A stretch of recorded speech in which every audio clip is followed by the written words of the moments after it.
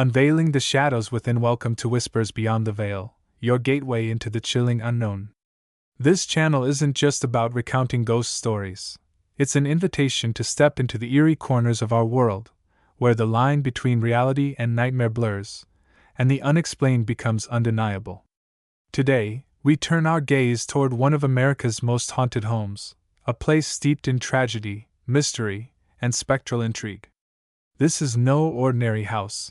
It is a living monument to the unseen forces that linger in the spaces we call home, challenging everything we believe about life, death, and what lies beyond. In this episode, we delve deep into the history of what many consider the most haunted house in the United States.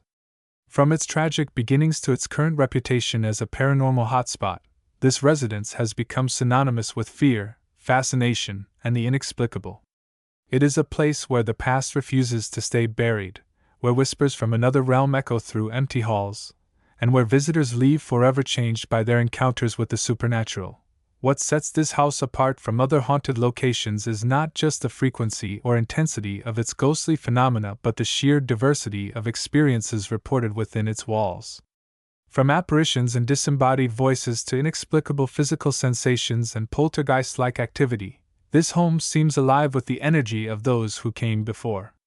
Whether you're a believer in the paranormal or a steadfast skeptic, there's an undeniable power in these stories, one that resonates on a deeply human level. As we embark on this spine-tingling exploration of the most haunted house in America, prepare yourself for a descent into darkness.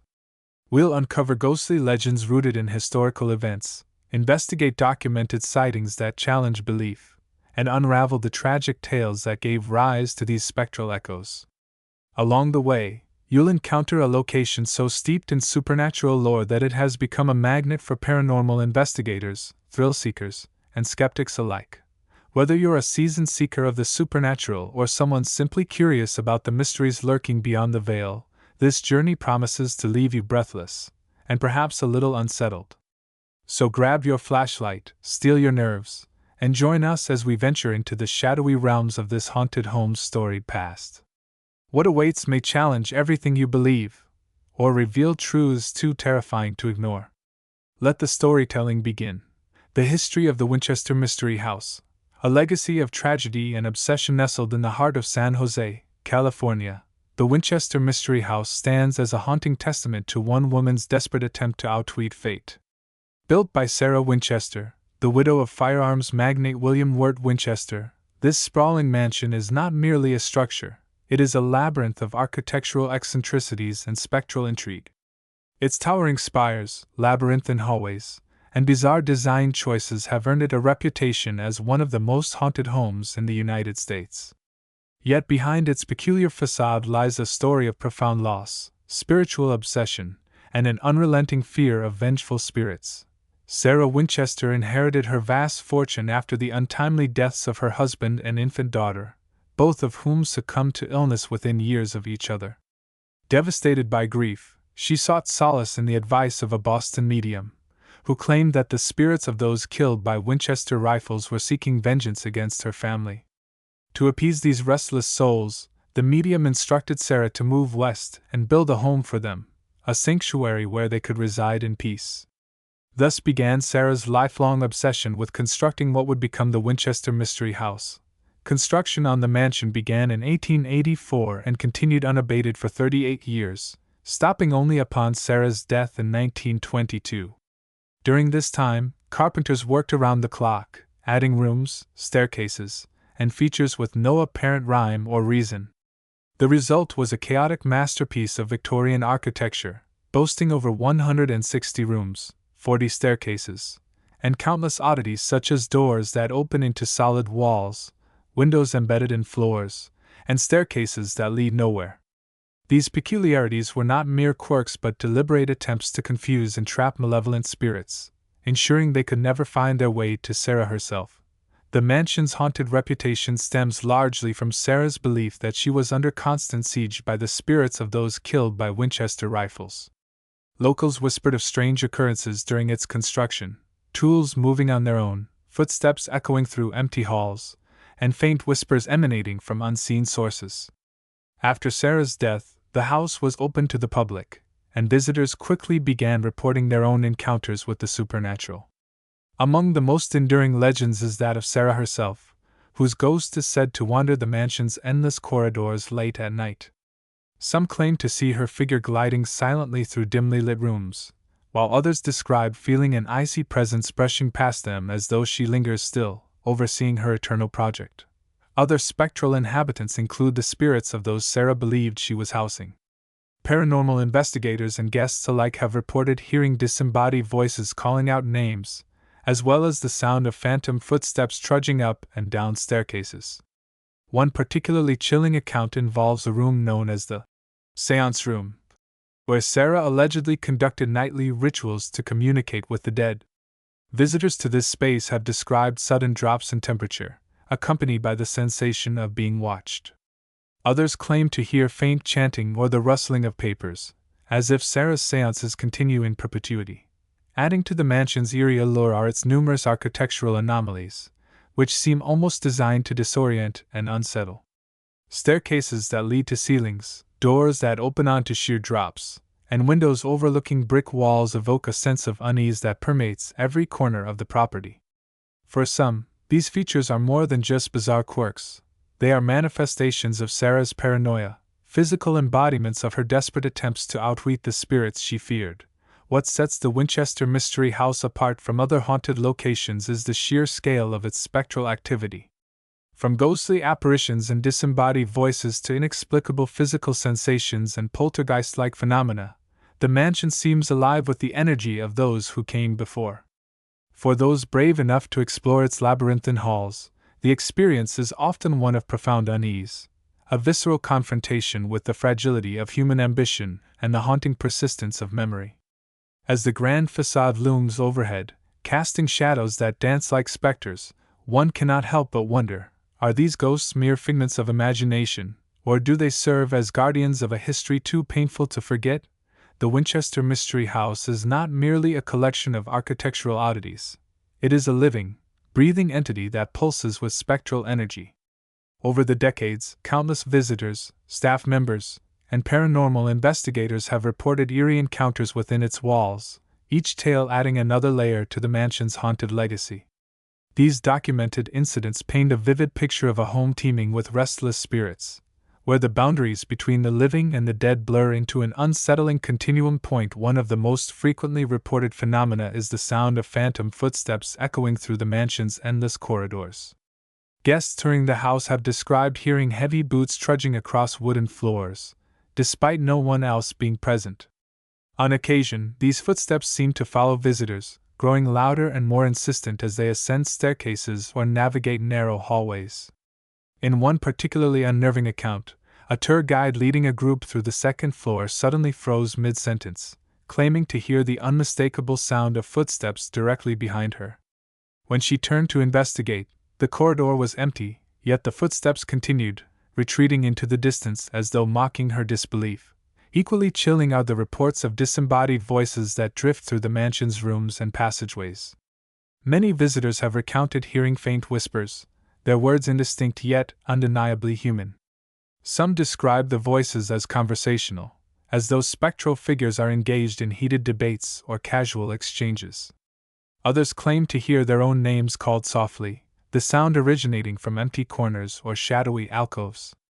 One documented case involves a couple who spent a night in the seance room, hoping to capture evidence of paranormal activity. Their audio recording later revealed a series of unintelligible murmurs punctuated by a clear, raspy voice saying, "Leave me be." Neither had spoken during the session, leaving them shaken and questioning whether they had inadvertently disturbed a spirit unwilling to share its domain. The mansion's infamous Stairway to Nowhere has also been a hotspot for spectral encounters. This peculiar feature, a staircase that abruptly ends at the ceiling, is emblematic of Sarah Winchester's eccentric design philosophy. However, it is also said to be a favored haunt of restless spirits. Employees tasked with cleaning the area have reported seeing shadowy figures ascending the steps, only for them to vanish into thin air upon reaching the top.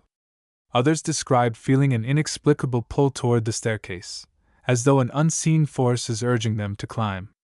One maintenance worker claimed to feel icy fingers gripping his arm as he reached for the railing, forcing him to retreat in terror. Adding to the mansion's haunted lore are the inexplicable physical sensations experienced by those who dare to explore its depths. Visitors have reported sudden drops in temperature, even in well-insulated areas, accompanied by the sensation of being touched or brushed by unseen hands. Some describe feeling an oppressive weight pressing down on their shoulders, as though the very air is charged with malevolence.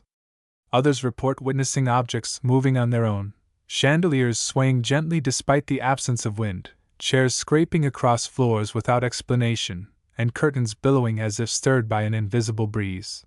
Perhaps the most spine-chilling aspect of the Winchester Mystery House's haunted legacy lies in its subterranean levels. Beneath the main structure lies a network of tunnels and storage rooms, remnants of Sarah's obsessive construction efforts. These underground passages, largely in use today, are said to be teeming with supernatural activity. Employees tasked with retrieving supplies have reported hearing disembodied voices calling out names, as well as the rhythmic clanging of metal tools operating on their own. Others described seeing shadowy figures darting between the dimly lit alcoves, their movements too quick to follow. Some believe these apparitions belong to former workers who met unfortunate ends during the mansion's construction, their spirits bound to the place where they spent their final moments. What sets these documented encounters apart is their consistency and diversity. From ghostly apparitions and disembodied voices to inexplicable physical sensations and poltergeist-like activity, the Winchester Mystery House seems alive with the energy of those who came before. For those brave enough to spend a night within its walls, the experience is often one of profound unease, a visceral confrontation with the fragility of human ambition and the haunting persistence of memory. As the grand facade looms overhead, casting shadows that dance like specters, one cannot help but wonder, are these ghosts mere figments of imagination, or do they serve as guardians of a history too painful to forget? The Haunting of the Myrtles Plantation, a southern spectral saga. While the Winchester Mystery House stands as a northern bastion of architectural eccentricity and spectral intrigue, the South harbors its own legendary haunted home, the Myrtles Plantation in St. Francisville, Louisiana. Known as one of the most haunted houses in America, the Myrtles is steeped in a history of violence, betrayal, and tragedy that rivals even the darkest tales of the Winchester estate. Unlike the labyrinthine chaos of Sarah Winchester's creation, the Myrtles exudes a genteel charm on the surface, masking the horrors that lie beneath its polished veneer.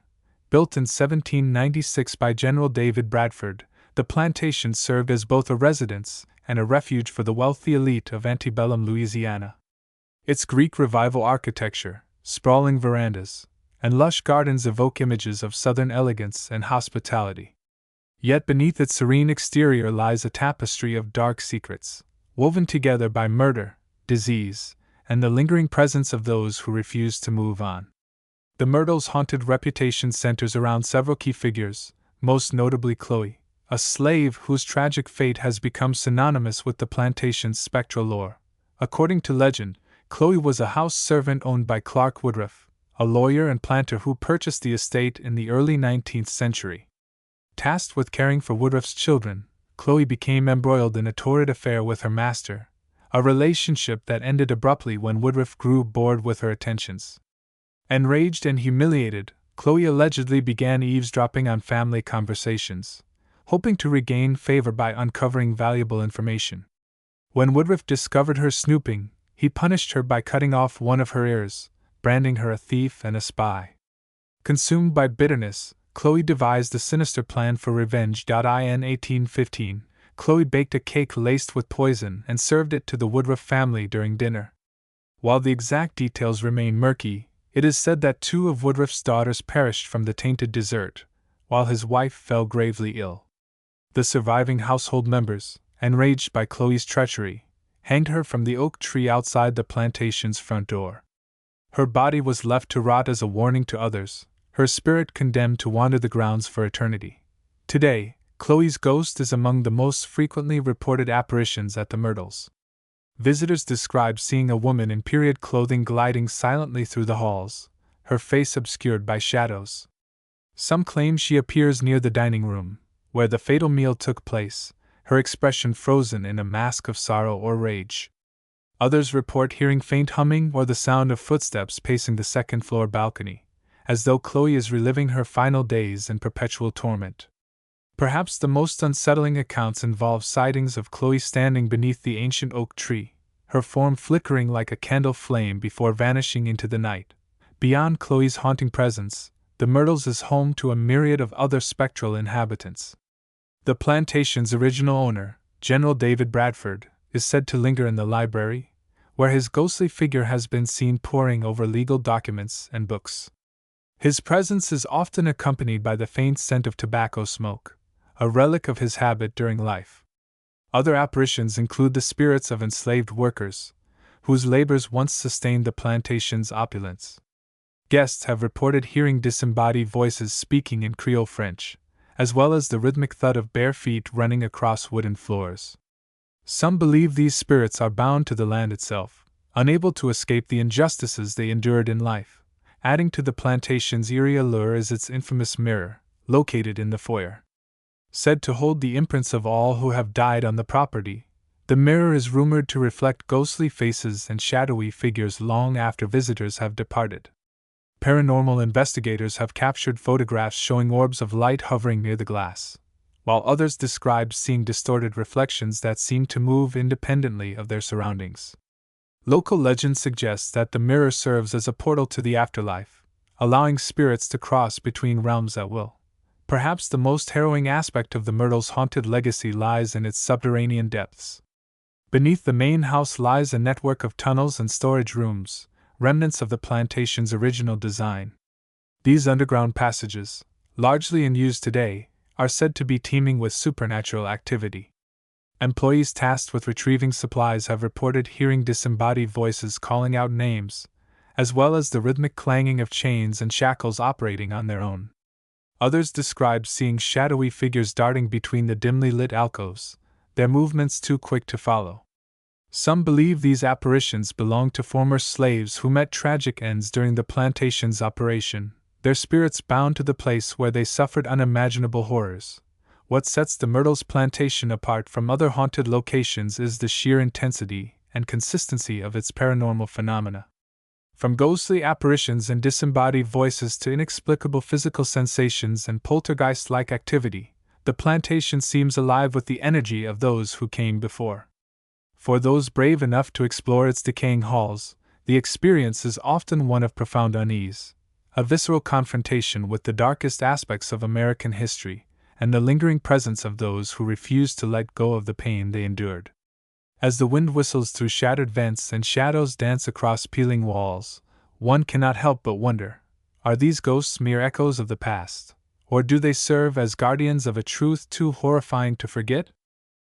The Amityville Horror, a tale of terror beyond imagination. Few haunted houses in American history have captured the public's imagination quite like 112 Ocean Avenue in Amityville, New York.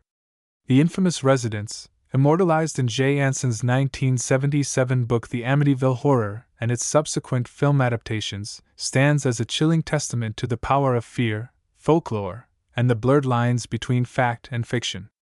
While skeptics debate the veracity of the claims surrounding the house, its reputation as one of the most haunted homes in the United States remains firmly intact. The story begins in November 1974, when Ronald DeFeo Jr. committed a heinous act of violence that would forever stain the fabric of suburban America. In the dead of night, DeFeo murdered 6 members of his family, his parents and 4 siblings, with a .35 caliber rifle inside their Dutch colonial-style home. The brutality of the crime shocked the nation, raising questions about motive and mental instability. DeFeo claimed he had heard voices commanding him to kill, a defense that added an eerie layer of supernatural speculation to an already horrifying tale. He was convicted of second-degree murder and sentenced to life imprisonment, leaving the house vacant and shrouded in infamy. 13 months later, the Lutz family moved into the home, unaware of the horrors that awaited them. George and Kathy Lutz, along with their 3 children, purchased the property for $80,000, a bargain price considering its grim history. What began as a dream of suburban tranquility quickly descended into a nightmare.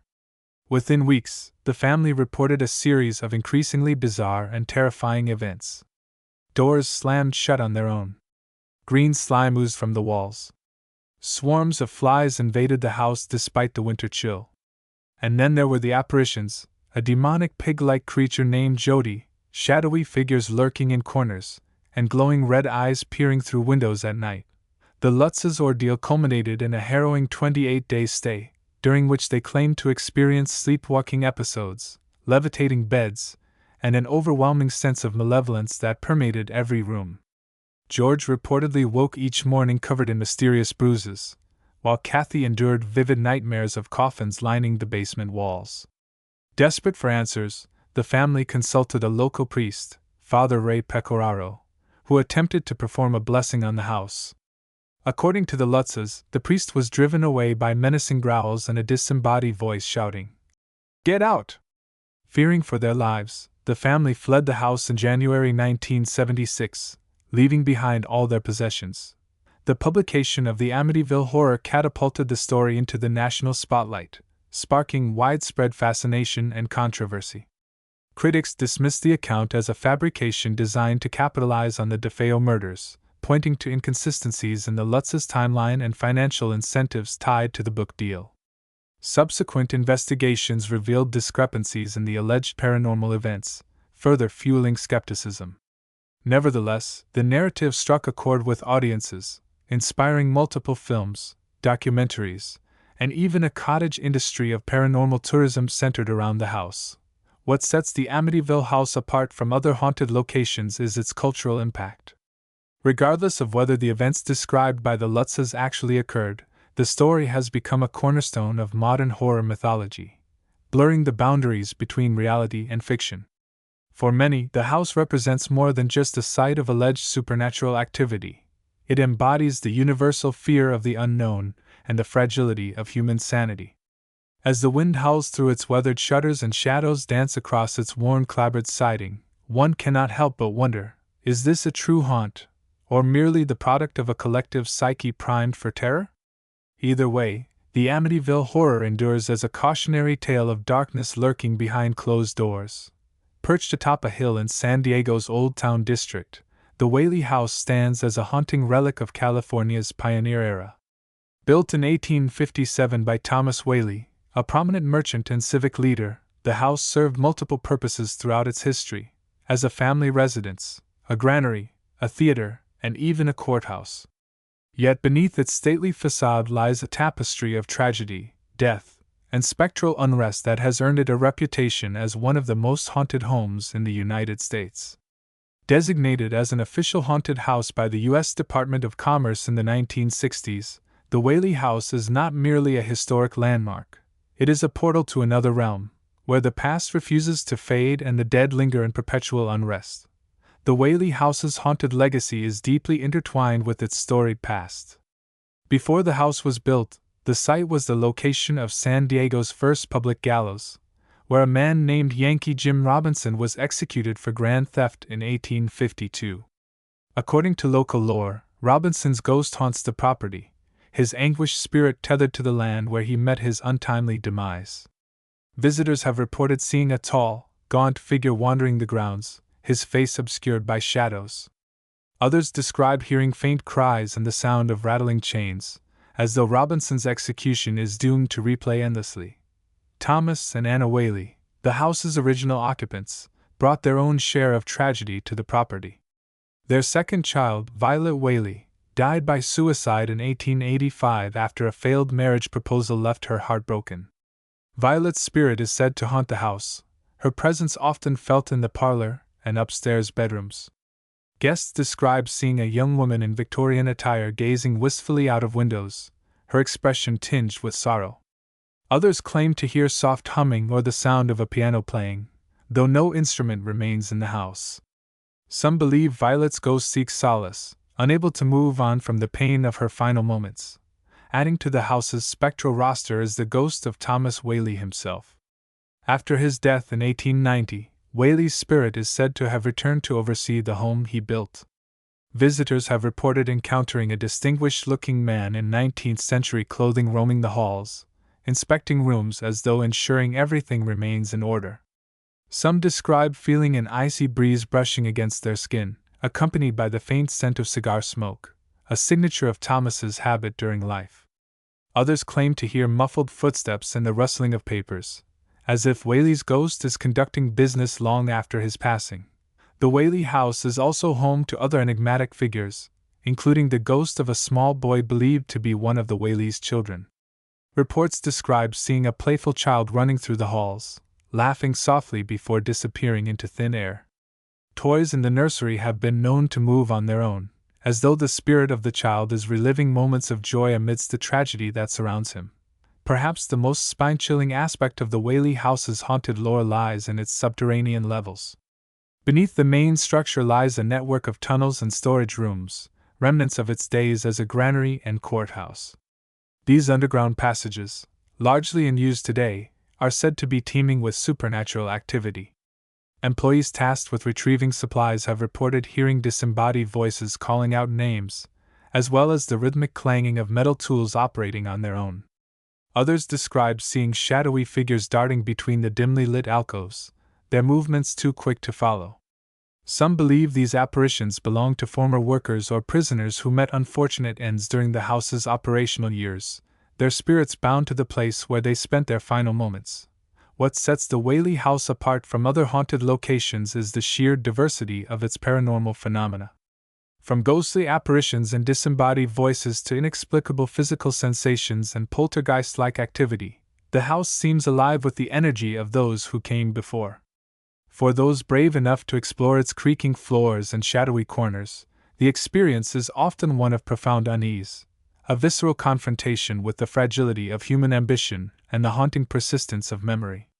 As the grand facade looms overhead, casting shadows that dance like specters, one cannot help but wonder, are these ghosts mere figments of imagination, or do they serve as guardians of a history too painful to forget?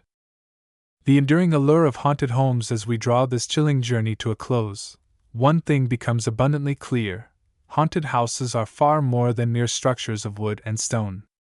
They are living monuments to the human condition, repositories of our joys, sorrows, triumphs, and tragedies.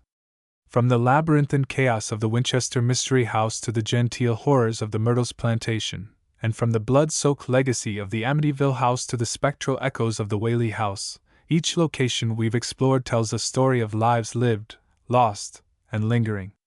These tales are not relics of the past but living, breathing entities that refuse to fade into obscurity, reminding us that the boundaries between the natural and supernatural are far more porous than we might care to admit. What makes these haunted homes so uniquely compelling is their ability to evoke a profound sense of awe and vulnerability. In a world increasingly dominated by technology and urban sprawl, these sites offer a rare glimpse into the raw, untamed essence of human existence, a reminder of our fragility in the face of time's relentless march and tragedy's indelible mark. They challenge us to confront the unknown, to question the limits of our understanding, and to acknowledge the shadows that linger just beyond the edges of our perception. Whether you're a believer in the paranormal or a steadfast skeptic, there's an undeniable power in these stories, one that resonates on a deeply human level. For those who have joined us on this journey, we hope you've found inspiration in the mysteries we've uncovered. Perhaps you've felt the icy grip of fear as you imagine the spectral footsteps echoing through empty halls or the anguished whispers drifting through shadowy corridors. Maybe the cursed whispers of Portlock sent a shiver down your spine, or the haunting allure of Cold Storage's cannery sparked your curiosity. Wherever your imagination has wandered, we invite you to take the next step. Engage with these stories, share them with others, and keep the spirit of exploration alive. And remember, the frostbitten landscapes of Alaska hold countless secrets yet to be unearthed. If you've been moved by what you've read, if you crave more tales of the macabre and the mysterious, we encourage you to subscribe to Tales from the Frost. By joining our community, you'll gain access to exclusive content, behind-the-scenes insights, and future expeditions into the darkest corners of the world. Together, we can continue to peel back the layers of the unknown, shining a light, or perhaps a lantern, into the shadows that beckon us forward. Thank you for accompanying us on this spine-tingling odyssey. Until next time, may your nights be filled with wonder, your days with discovery, and your courage unwavering as you tread the fine line between reality and the supernatural.